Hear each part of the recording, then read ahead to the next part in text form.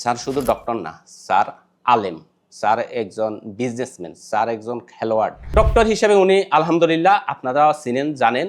আর যে যত ভালো কাজ করবে তার বিপরীতে খারাপ মানুষের কিছু থাকবে, এটা আজীবন থাকবে। আমাদের আল্লাহ রসুলের সময়ও রাসুলের বিপক্ষে লোক ছিলেন, রাসুলের মতো একজন আইডল লোক, আদর্শবান লোকের বিরুদ্ধেও ছিল। তো আমাদের বিপক্ষে তো থাকবে, এটা কোনো ব্যাপার না, এটা ডাজ নট ম্যাটার। তো স্যারের এই যে সাহসগুলা নিয়ে আমি অনেক সময় ভাবি, অনেক সময় ভাবতাম, আগেও ভাবতাম।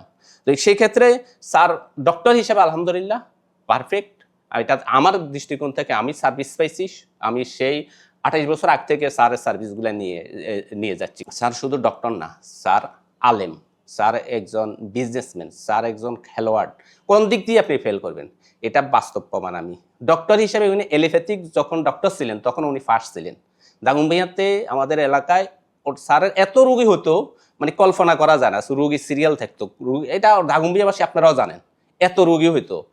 এই মানে এলোপ্যাথিক হিসেবে স্যার ওই সময় পার্ট ছিলেন। যাক আলহামদুলিল্লাহ, স্যার ওইখান থেকে লাইফস্টাইল মানে ওষুধ ছাড়া, এলোপ্যাথিক ওষুধ ছাড়া কিভাবে মানুষের সেবা করা যায়, কিভাবে মানুষ সুস্থ থাকা যায়, এইটার জন্য স্যার গবেষণা করছে।